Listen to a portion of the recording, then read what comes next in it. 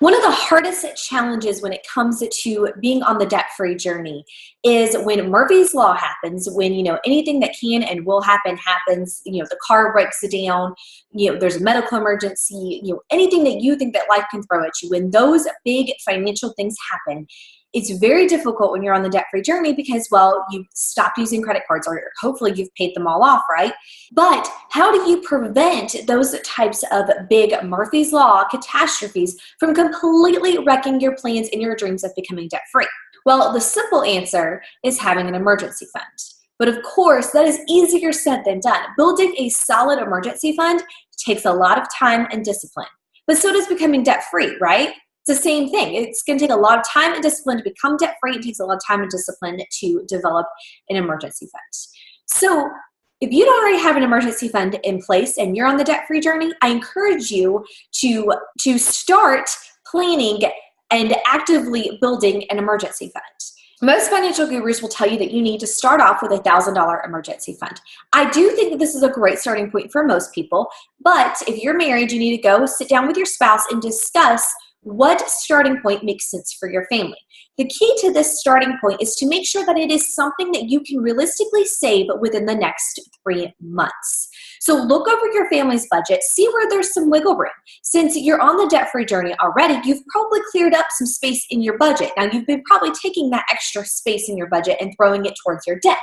But could you maybe pause aggressively paying off debt for 2 or 3 months to build up $1,000 or $2,000 or even $3,000 emergency fund to get it started, just so then that way, if and when Murphy's Law happens, you have some cash on hand so you don't have to sink back into debt in order to keep yourself and your household afloat.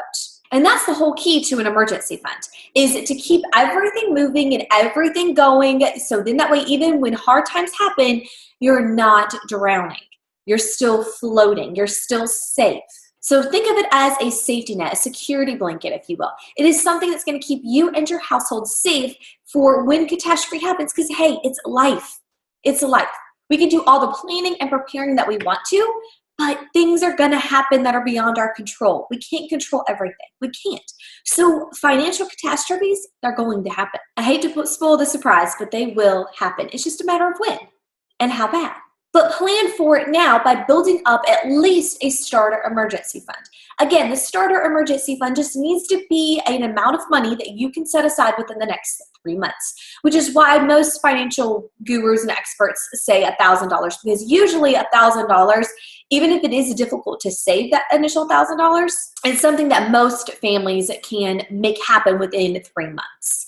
But again, talk to your spouse and figure out what's a good starting point for your family. For my family, it was $2,000. That was an amount that my husband and I both felt very comfortable with as a starter emergency fund. We had already paid off our 2 credit cards, but before we agreed to get rid of my Tahoe, which was just over $18,000 of debt, to buy our paid-for Sequoia, we decided we were going to build up our emergency fund to $2,000.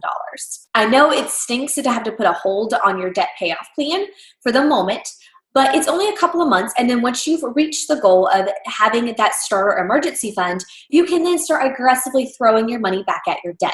You don't need to lose momentum. All you're doing is taking the money that you're using towards your debt payoff and shifting it towards your emergency fund for just a moment in time. But of course, you can always do other things in order to accelerate this process. So you can go through your house and sell off anything and everything that you can find. That's always an easy way to generate some extra cash, because let's be honest, most of us, especially if you're watching this video, that usually means that you're probably living in one of the wealthiest countries in the world, right? So even if you particularly are not wealthy and you don't have $1 million laying around, you're living in a country of luxury, which means that more than likely you have a lot of stuff in your house. And so we can normally find some things that we can get rid of, that we can sell and make some sort of money on. Even if it's not, thousands upon thousands of dollars, we can usually at least make a few $100. And that money can greatly accelerate your emergency savings fund and your debt payoff fund or debt payoff plan as well. So don't be afraid to employ those tactics in order to build up your emergency fund faster. And that's really the answer to the question of how do you keep Murphy's Law from happening? How do you keep going on the debt-free journey when life seems to just happen? The answer is the emergency fund, because without the emergency fund in place, it's very difficult to keep paying off debt and to keep making the progress you want to see. You have to have that safety net. You have to. And so that's why I'm telling you that if you don't have that safety net started and you're already on the debt-free journey, you need to pause the debt-free journey, keep paying the minimums on your debt. You don't need to default on anything, but take the additional money that you have in your budget and put it towards your emergency fund until you've got that starter emergency fund built up, and then go back to paying off your debt aggressively. The eventual goal with an emergency fund should be to have 3 to 6 months worth of living expenses saved in your emergency fund. Living expenses are bare bones, okay? This is the stuff to survive, okay? This is not, everything and anything that you can think of. This is catastrophe happens, okay? The breadwinner in your family loses their job. This emergency fund would be what would help fund your life during those dark times, during those lean times. This is not going to be fun money. You're going to be living very frugally. You're probably not going to be getting your haircut, buying this or buying that. You're going to not be frivolous. You're going to be paying very close attention to your money. So you want to look at your bare bones budget when you decide what your 3 to 6 month emergency fund number needs to be. So what is the amount of money that you absolutely must have in order to keep a roof over your head, food on your table, your lights turned on, be able to put gas in your car, or to pay bus fare or whatever type of transportation is that you take to work or to school. Those expenses, and not the other nice luxury expenses of going out and having fun or going out to dinner or any of those, because those aren't bare bones budget. That's not a bare bones budget. Those are fun things to do, but if your family's in catastrophe and living off your emergency fund, those are not things you're going to be able to do, because you're trying to keep yourself afloat, right? You're trying to avoid sinking.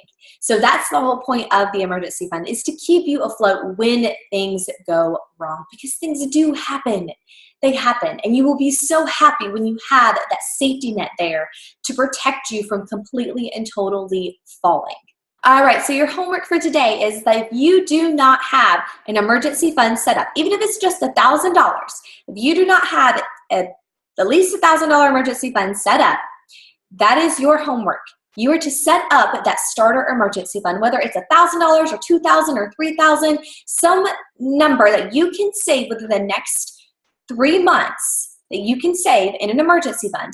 That's your homework. You want to build this emergency fund. And then once you've got that done, then you can go and start aggressively paying off your debt